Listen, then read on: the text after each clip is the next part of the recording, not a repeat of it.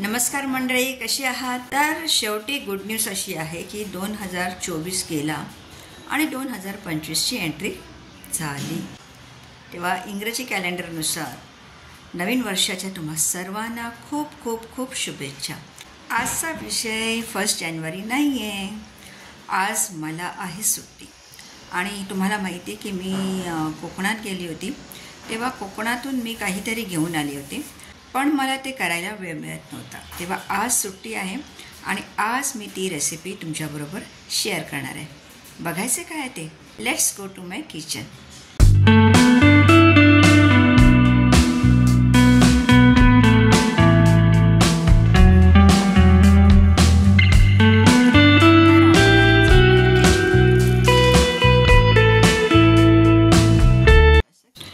तर हे आहे सिक्रेट, ओळखलं? ही आहेत अळूची पानं। तर कोकणात मी गेली होती तेव्हा ही सुंदर अळूची पानांचं झाड त्यांच्या अंगणात लावलेलं होतं। कोकणातील घरातल्याच अंगणात बागेत लावलेली ही अळूची झाडं।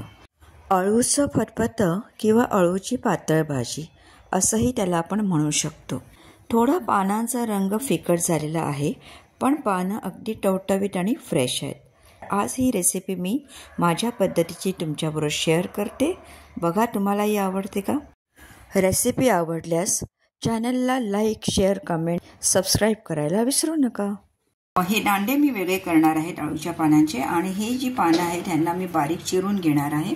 ओके, बघू शकाल तुम्ही किती लहान पानं आहेत, पण याच्या अळूच्या वड्या होतील, पण एक वेगळ्या प्रकारे त्यांना करावं लागेल। आणि हे जे दांडे आहेत हे मी वेगळे करणार आहे। आणि ह्याच्याबरोबर मी वापरणार आहे मक्याचे दाणे। मक्याचे दाणे तुम्ही मका अख्खा तुकडे करून सुद्धा घालू शकता। माझी आई नेहमी ते मक्याचे तुकडे करून त्याच्यामध्ये घालायची आणि अतिशय खूप सुंदर, खूप चविष्ट लागतात ते तशी रेसिपी सुद्धा। पण मी माझ्याकडे आज मका अख्खा नाही आहे, तर मक्याचे दाणे होते ते मी याच्यात वापरणार आहे। काही जण शेंगदाणे सुद्धा वापरतात, काही जण चण्याची डाळ वापरतात। प्रत्येकाच्या ती पद्धत असेल त्या पद्धतीनुसार ते करतात, पण आपण आज बनवायला जात आहोत अगदी पारंपरिक कोकणी पद्धतीने अळूचं फतफतं। अगदी लग्नाच्या पंक्तीत सुद्धा हे अळूचं फतफतं वाढलं जातं। तेव्हा खूप सुंदर आणि अगदी चविष्ट आणि सगळ्यांना आवडणारी ही भाजी आहे। तर आणि त्याच्यामध्ये लागणारी दुसरी आणखीन सामग्री, इथे मी 2 कांदे घेतलेले आहेत आणि त्याच्याबरोबर मी घेतलेले आहेत एक 3-4 लसणाच्या पाकळ्या, लाल तिखट घेतलेलं आहे, थोडीशी काश्मीरी मिरची पावडर घेतलेली आहे मी, हळद घेतली आहे आणि धणे पावडर। त्याच्याबरोबर आणखीन लागणारं साहित्य म्हणजे चिंचेची कोळ। आता ह्याच्यात तुम्ही टोमॅटो सुद्धा पाहिजे तर वापरू शकता, किंवा तुम्ही नुसते 2 कोकमं घातली तरी चालेल, पण आमच्याकडे जे वापरलं जातं पाहिजे म्हणजे चिंचेची कोळ। चिंचेच्या कोळीला जो चव असते, टेस्ट असते, ती खरोखरच अप्रतिम असते, सुंदर असते आणि त्याची चवच वेगळी लागते। कोकमाची चव वेगळी असते, टोमॅटोची चव वेगळी असते, लिंबाच्या रसाची चव वेगळी असते। थोडंसं आणखीन एक घट्टपणा येण्यासाठी आपण थोडंसं चण्याचं डाळीचं हे पीठ वापरणार आहोत। मी एवढं वापरणार नाही, जेवढं लागेल तेवढं वापरणार आहे मी। त्याच्याबरोबर आंबट, तिखट, गोड हे असं सगळं काहीतरी ते मिश्रण असतं, अशी काहीतरी ती चव असते। तेव्हा एक गोड्यासाठी आपण गूळ वापरणार आहोत। कोकणी पद्धत म्हटलं की या गोष्टी या सगळ्या आपल्याला पाहिजेतच। तेव्हा रेसिपीला आपण सुरुवात करू आणि पुन्हा एकदा तुम्हाला मी याची एक झलक दाखवते।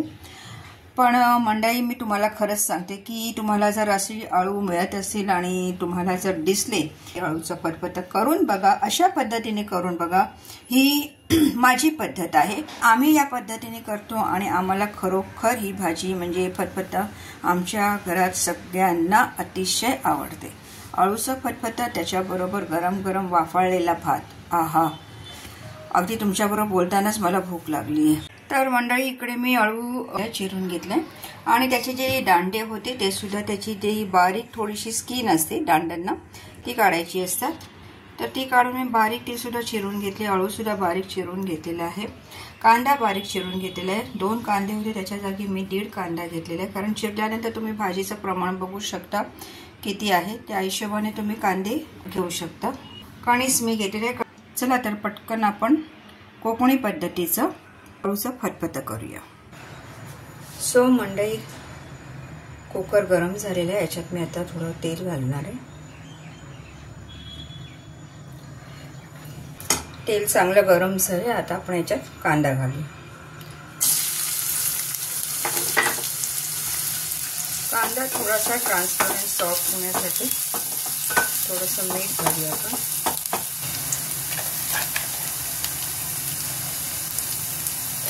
इथे आता कांदा सॉफ्ट होत येत आहे. याच्यात आता आपण ही भाजी घालूया.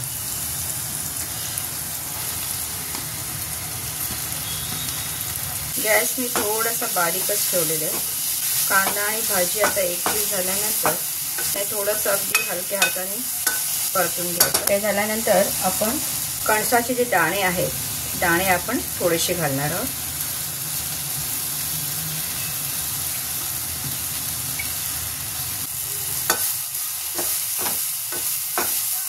कांदा परतल्यावर मी जरा लसूण घालायला विसरले होते, तेव्हा थोडंसं तेल घालून मी ते लसूण परतून घेते.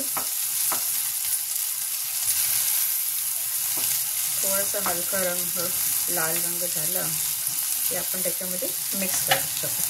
हे जे सगळे आपण मसाले घेतले होते, हे सगळे मसाले आपण त्याच्यात घालणार आहोत. तुम्ही बघाल आता इथे मस्तपैकी रंग आलेला आहे भाजीला.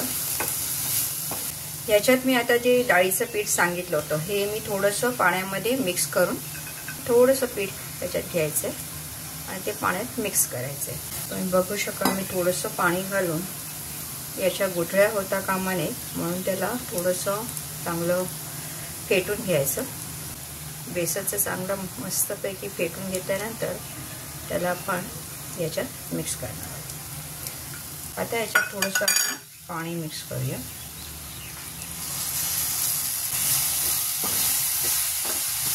पाणी मी नंतर शेवटीच घालणार आहे. आता बेसनचं घातल्यानंतर थोडंसं आपण चिंचेची कोळ घालणार आहोत. तेव्हा तुम्ही बघू शकाल इथे चिंच मस्तपैकी मुरली गेली आहे आणि याचं पाणी आपण याच्यात मिक्स करणार आहोत.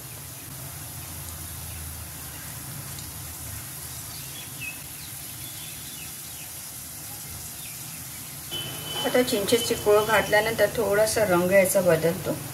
आता इथे आपण थोडं पाणी घालूया. आता बेसनचं पीठ घातल्यामुळे तुम्ही बघू शकाल त्याला घट्टपणा आलेला आहे.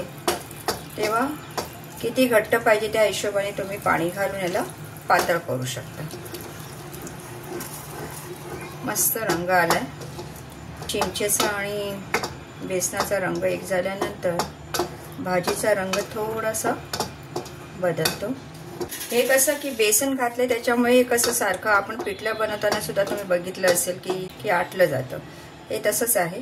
तर थोडंसं पाणी जास्त जरी तुम्ही घातलात तर भाताबरोबर तुम्हाला छानपैकी किंवा पोळीबरोबर खाता येईल. आता याच्यात मी हे थोडंसं चवीपुरतं गूळ घालणार आहे. पातळ अगदी बरोबर जेवढं पाहिजे तेवढं मी यासाठी जेवढं लावणार आहे तेवढं मी केले.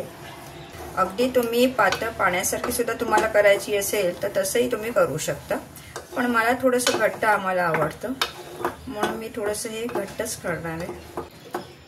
येस, आता परफेक्ट एकदम झालेली आहे आपली. थोडंसं मी मिठाचा मला अंदाज घ्यायचा म्हणून चाकून बघते. सुपर तिखट, आंबट, गोड एकदम मस्त. आता आपण याला 2 शिट्या काढून घेऊया झाकण लावून.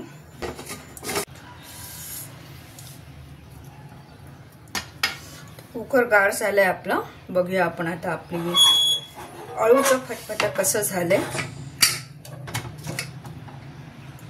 ओ वाव, खुशबू तो क्या और रंग भी क्या, झकास. बघा मंडळी, मी तरी 1 पाऊण ग्लास पाणी घातलं होतं आणि भाजी बघा पातळ सुद्धा नाहीये आणि घट्ट सुद्धा नाहीये.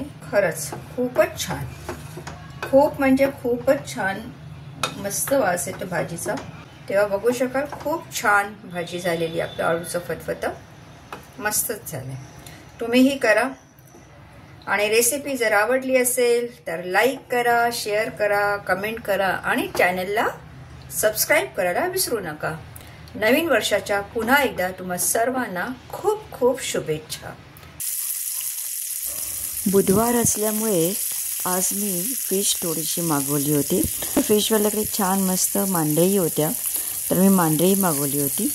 आणि खरंच कुरकुरीत मांदेळी आणि अळूचं फतफतं. सुपर्ब मजा आली जेवायला.